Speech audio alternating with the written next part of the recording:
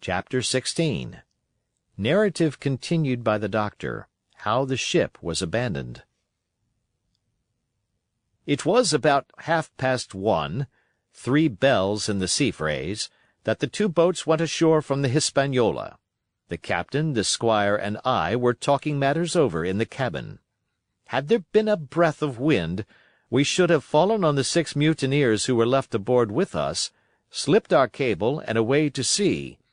But the wind was wanting, and to complete our helplessness, down came Hunter with the news that Jim Hawkins had slipped into a boat and was gone ashore with the rest. It never occurred to us to doubt Jim Hawkins, but we were alarmed for his safety. With the men in the temper they were in, it seemed an even chance if we should see the lad again. We ran on deck. The pitch was bubbling in the seams. The nasty stench of the place turned me sick. If ever a man smelt fever and dysentery, it was in that abominable anchorage. The 6 scoundrels were sitting grumbling under a sail in the forecastle.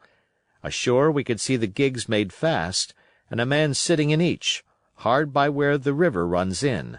One of them was whistling Lillibullero. Waiting was a strain, and it was decided that Hunter and I should go ashore with the jolly boat in quest of information. The gigs had leaned to their right, but Hunter and I pulled straight in the direction of the stockade upon the chart. The 2 who were left guarding their boats seemed in a bustle at our appearance.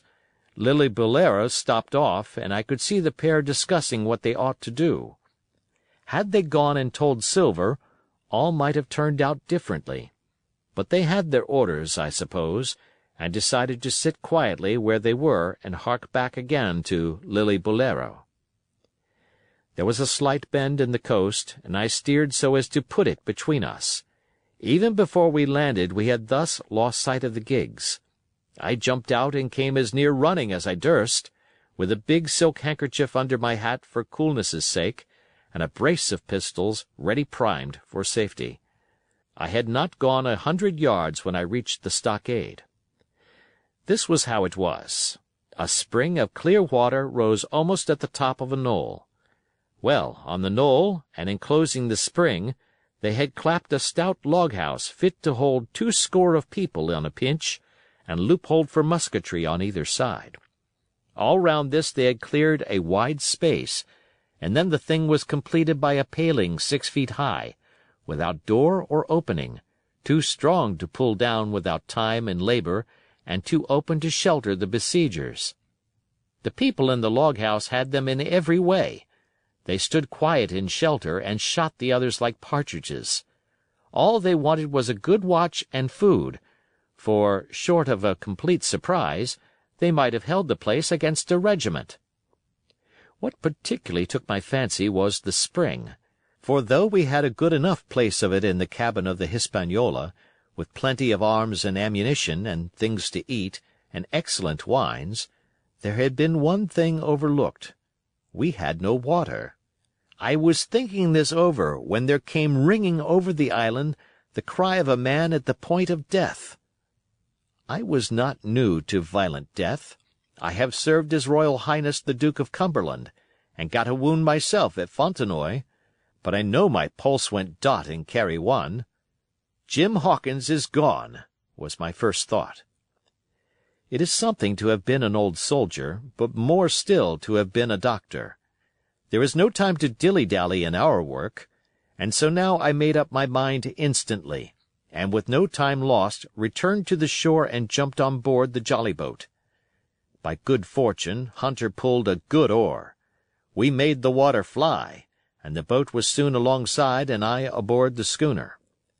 I found them all shaken, as was natural. The squire was sitting down, as white as a sheet, thinking of the harm he had led us to, the good soul, and one of the 6 forecastle hands was little better. "There's a man," said Captain Smollett, nodding towards him, "new to this work. He came nigh hand fainting, Doctor, when he heard the cry. Another touch of the rudder, and that man would join us." I told my plan to the captain, and between us we settled on the details of its accomplishment. We put old Redruth in the gallery between the cabin and the forecastle, with 3 or 4 loaded muskets and a mattress for protection. Hunter brought the boat round under the stern port, and Joyce and I set to work loading her with powder tins, muskets, bags of biscuits, kegs of pork, a case of cognac, and my invaluable medicine chest. In the meantime, the squire and the captain stayed on deck, and the latter hailed the coxswain, who was the principal man aboard. "Mr. Hans," he said, "here are 2 of us with a brace of pistols each. If any one of you 6 make a signal of any description, that man's dead." They were a good deal taken aback, and after a little consultation one and all tumbled down the fore companion, thinking no doubt to take us on the rear. But when they saw Redruth waiting for them in the sparred gallery, they went about ship at once, and a head popped out again on deck. "Down, dog!" cries the captain, and the head popped back again, and we heard no more, for the time, of these 6 very faint-hearted seamen. By this time, tumbling things in as they came, we had the jolly boat loaded as much as we dared. Joyce and I got out through the stern port, and we made for shore again as fast as oars could take us. This second trip fairly aroused the watchers along shore. Lily Bolero was dropped again, and just before we lost sight of them behind the little point, one of them whipped ashore and disappeared. I had half a mind to change my plan and destroy their boats, but I feared that Silver and the others might be close at hand, and all might very well be lost by trying for too much. We had soon touched land in the same place as before, and set to provision the blockhouse. All 3 made the first journey, heavily laden, and tossed our stores over the palisade. Then, leaving Joyce to guard them, 1 man to be sure, but with half a dozen muskets, Hunter and I returned to the jolly boat and loaded ourselves once more. So we proceeded without pausing to take breath, till the whole cargo was bestowed, when the 2 servants took up their position in the blockhouse, and I, with all my power, sculled back to the Hispaniola. That we should have risked a second boatload seems more daring than it really was. They had the advantage of numbers, of course, but we had the advantage of arms. Not one of the men ashore had a musket, and before they could get within range for pistol shooting, we flattered ourselves we should be able to give a good account of a half-dozen at least. The squire was waiting for me at the stern window, all his faintness gone from him. He caught the painter and made it fast, and we fell to loading the boat for our very lives. Pork, powder, and biscuit was the cargo, with only a musket and a cutlass apiece for the squire and me and Redruth and the captain. The rest of the arms and powder we dropped overboard in 2 fathoms and a half of water, so that we could see the bright steel shining far below us in the sun, on the clean sandy bottom. By this time the tide was beginning to ebb, and the ship was swinging round to her anchor. Voices were heard faintly hallooing in the direction of the 2 gigs, and though this reassured us for Joyce and Hunter, who were well to the eastward, it warned our party to be off. Redruth retreated from his place in the gallery and dropped into the boat, which we then brought round to the ship's counter to be handier for Captain Smollett. "Now, men," said he, "do you hear me?" There was no answer from the forecastle.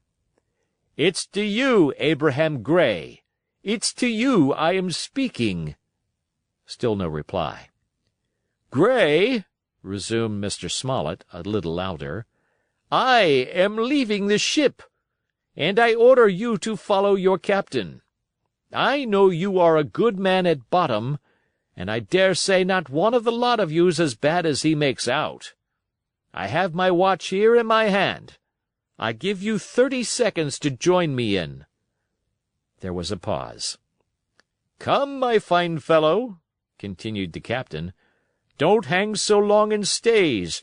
I'm risking my life and the lives of these good gentlemen every second."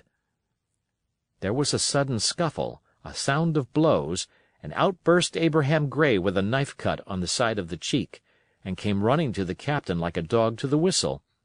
"I'm here with you, sir," said he. and the next moment he and the captain had dropped aboard of us, and we had shoved off and given way. We were clear out of the ship, but not yet ashore in our stockade. End of chapter.